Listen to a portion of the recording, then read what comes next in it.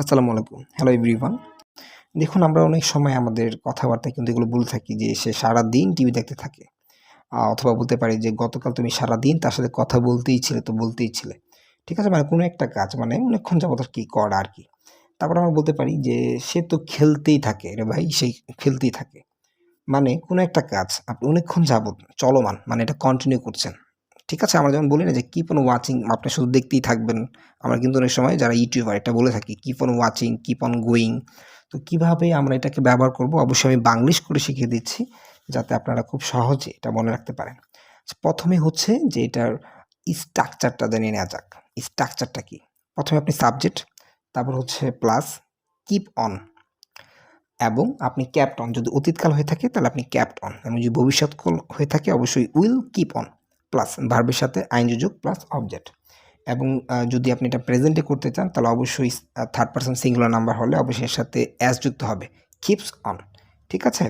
আর যদি এটা অতীতকালে করতে চান তাহলে সেখানে অবশ্যই আপনার ক্যাপচার এরকম কিছুই হবে না। কয়েকটা উদাহরণ নেওয়া যাক তাহলে বিষয়টা আপনাদের কাছে অবশ্যই ভালো লাগবে। This child keeps on crying all day long, সারাদিন কান্না করতে থাকে। আচ্ছা, এবার আমি বলতে পারি যে সে মুভি দেখতেই থাকে। He keeps on watching movies. He keeps on watching movies, এখানে কিপের সাথে অ্যাস যুক্ত হচ্ছে যেহেতু থার্ড পারসন। আচ্ছা, আবার বলতে পারি আমি তার সাথে কথা বলতেই ছিলাম গতকাল।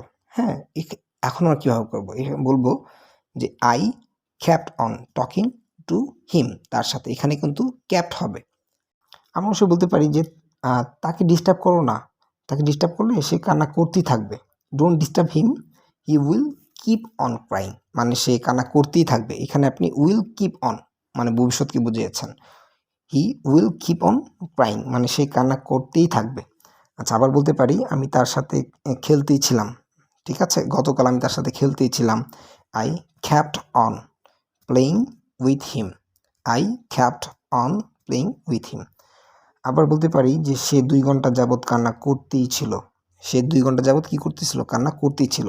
এখানে বলতে পারি যে she kept on crying for 2 hours. He kept on crying for 2 hours মানে ২ ঘন্টা যাবৎ সে কান্না করতেই ছিল। মানে এরকম আমরা এটা বলে থাকি অনেক সময়। আবার বলতে পারি যে গতকাল বৃষ্টি হইতেই ছিল, শুধু হচ্ছিল মানে অনেকক্ষণ যাবৎ বৃষ্টি হচ্ছিল। এটাকে আমরা বলতে পারি It kept on raining yesterday. It kept on raining yesterday. গতকাল শুধু বৃষ্টি মানে হচ্ছিল, শুধু হচ্ছিলই এরকম করে। সে ঘন্টা পর্যন্ত পড়তেই থাকে। He keeps on studying for hours. ঠিক আছে? সে ঘন্টা পর্যন্ত পড়তেই থাকে। বাবা শুধু পেপার পড়তেই থাকে। তো এখানে কি হবে? Father keeps on reading newspaper. তো এরকম করে আপনি এটা করতে পারবেন। আচ্ছা, এখন যদি আমরা এটাকে ডাব্লিউএস দিয়ে করি মানে ইন্টারোগেটিভ ভাবে, তো কীভাবে করে করব? যেমন মা কি শুধু রান্না করতেই থাকে? মা কি শুধু রান্না করতেই থাকে? Does mom keep on cooking?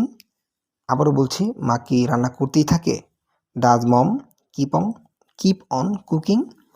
সে কি ঘন্টা পর্যন্ত পড়তেই থাকে? ডাজ হি, ঠিক আছে? যেহেতু থার্ড পারসন এখানে ডাজ লাগাতে হবে। Does he keep on studying for hours?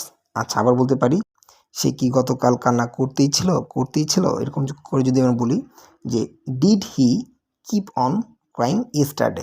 আচ্ছা, আবার বলতে পারি যে বাবা গতকাল শুধু পত্রিকা পড়তেই ছিল। Did father keep on reading newspaper yesterday? আর বলতে পারি যে তুমি কি কান্না করতেই থামবে না? এটাকে আমরা কীভাবে বলবো? এটা আমরা বলবো will you keep on crying? আচ্ছা, তুমি কি খাবার রান্না করতেই থাকবে? Will you keep on cooking food? আর বলতে পারি যেটাকে আমরা এখন যদি নেগেটিভ করে করি যে এটা কি, যে সে খেলা করতে থাকে না, এটা আমরা বলতে পারি he does not keep on playing. না সে তো পড়তে থাকে না। He does not keep on studying. আচ্ছা, এবার যদি আমরা বলে থাকি যে সে গতকাল খেলতেই ছিল না, এটা আমরা বলবো যে he did not keep on playing. সে গতকাল পড়তেই ছিল না। He did not keep on studying. বাবা গতকাল তো বাবা পেপার পড়তেই ছিল না, মানে সেটা অনেকক্ষণ কন্টিনিউ করেনি। এটা আমরা জোর দিয়ে অনেক সময় বলে থাকি যে father did not keep on reading news paper. তো এভাবে করে কোনো জিনিস চলমান অনেক, এটা কিন্তু আমরা টেন্স দিয়েও করতে পারি, ঠিক আছে? কিন্তু টেন্সটা হচ্ছে এটা আপনি তো অবশ্যই জানেন কন্টিনিউসও করা যায়। তাছাড়াও আপনারা আবার এটাকে প্রেজেন্ট পারফেক্ট কন্টিনিউসভাবে করতে পারবেন এবং পাস্ট পারফেক্ট কন্টিনিউসভাবে করতে পারবেন। কিন্তু আমি এখানে একটু জাস্ট অ্যাডভান্স নিয়ে এসেছি। অ্যাডভান্সটা হচ্ছে যে কোনো জিনিস চলমান মানে অনেকক্ষণ যাবত এটা কন্টিনিউ করা।